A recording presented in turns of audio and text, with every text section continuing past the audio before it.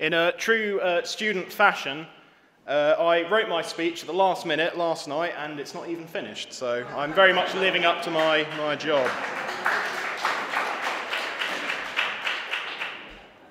For centuries, a flame has been burning in our country, and in many other great countries across the world. It's a glorious flame, a flame that builds rather than tears down. This flame is the spirit of academia. It's the spirit of learning and debate. It is the driving force behind every single great thing to ever happen at a university and anything that's ever been discovered, from gravity, DNA, even going as far back as the holy scholars of the so-called Dark Ages, who in fact gave us the word university. This spirit is a drive to find knowledge and truth. Benjamin Disraeli, one of the greatest statesmen of his day, and in fact all time, in my opinion, said in a House of Commons debate that a university should be a place of light, of liberty, and of learning. That light, that flame, is still flickering, but it's fading. Universities are becoming rapidly places where debate is limited, free speech is stifled, these liberties are suppressed, and learning is even becoming conditional. I expect there are quite a few of you who are familiar with Stephen Crowder's Change My Mind series. And if you're not, I'm sure you've at least seen the memes. I find his videos where he goes on to American college campuses, I find those to be the most fascinating, in a kind of morbid way. Because you see, right on there, you see how debate and dialogue is becoming this shrill, emotional shouting match rather than a mature, sensible debate. And it even includes low-key threats of violence. I'm a bit conscious that my time is rather limited because we are running late, and we've got some far more interesting speakers coming up than a gammon like me. But I'll just tell you about my experience of university. I'm a third-year history student at the University of Kent, and here's a little story of my time at uni so far. In my first year of university, I was introduced to two things, in two little aspects of how university campuses are becoming more and more toxic. The first thing was the student union itself. In my first year, there was a bit of an interesting scandal that hit the national news, where the student union couldn't tell the difference between black people and Pakistani people. The second thing I learned about the insanity of universities in my first year was in a debate, the debating society. I had the nerve to challenge a feminist, to which I was promptly told to check my privilege. I never actually thought I would have someone unironically tell me to check my privilege, but there we are. In my second year of university, when we founded our UKIP student society, we were threatened with being shut down within a couple of months of us forming. Why was this? Well, we had the nerve to hold a pub crawl. This pub crawl, we thought, you need a bit of a cheesy excuse for a pub crawl. So we thought, well, what's coming up soon? And we noticed, oh, it's the anniversary of the First Crusade. This didn't go down very well. Apparently this was completely unacceptable, and we were told to cancel the pub crawl or we would be shut down. But it gets better in terms of our wonderful student union trying to shut us down.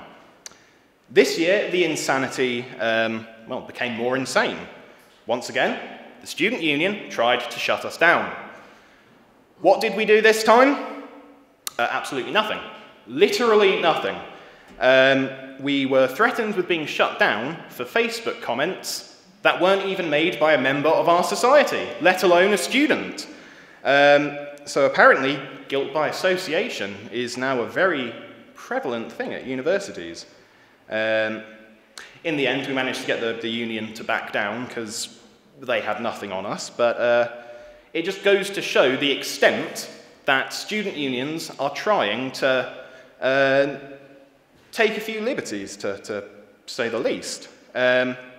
Additionally, at our Freshers' Fair this year, our stall was vandalised and some of our property stolen by a disgruntled, unwashed leftist, the sort of leftist who's probably downstairs or outside wherever the protesters are at the moment, if they haven't gone off for Starbucks or whatever yet. But the most incredible thing about this incident wasn't that we had a hostile reception with this one guy. It wasn't that he nicked some of our stuff. It wasn't that he pushed some of our stuff onto the floor.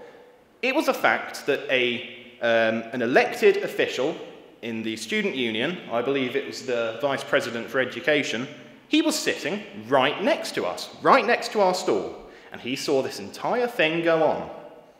Did he do anything about it? No. Why would he? I mean, he's only supposed to be representing and protecting the student body, allegedly. Of course, I haven't even mentioned the rather interesting academic developments that are going on in universities. In my first year, so I'm a history student, I was made to study gender history. I know, and you didn't even have to sit through it or think about what I had to deal with. It was awful. And I'm doing a module this year on the American West. And there's a rule in this seminar where you can't speak Donald Trump's name. It is forbidden.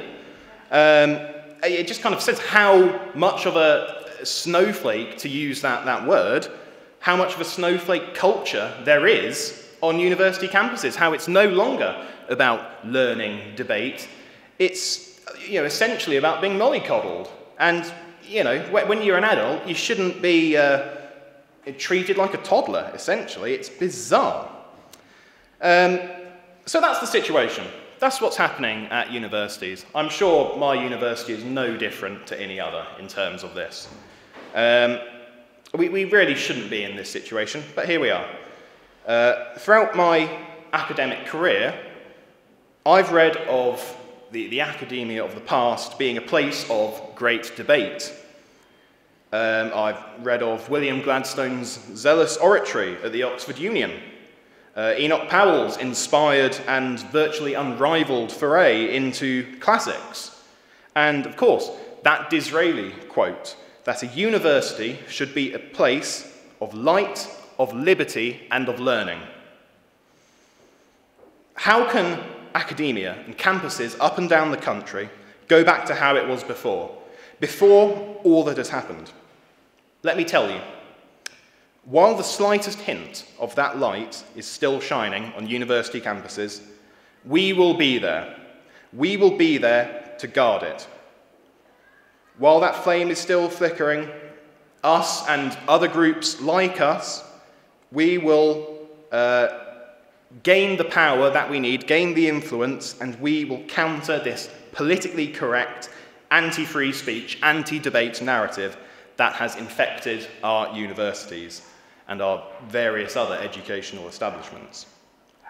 And we won't just, we won't fight by ourselves, and we won't fight with these other societies helping us. We will be there leading the charge.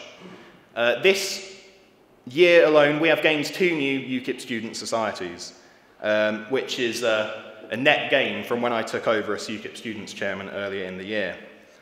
We will charge into these jaws of death of these student unions, and we will face them head on and deal with this not-so-grand strategy they have put in place. Even though age-old institutions that have stood as places of free academic debate for generations, even though they're falling into the clutches of this new breed of Puritan, we will not let them extinguish the flame that has been passed down to us by our forefathers.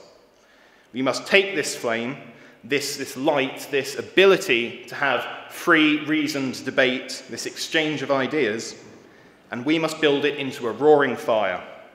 And this fire, we can never let it be extinguished. We must guard this light, this liberty, and this learning from those who wish to stifle it. Thank you.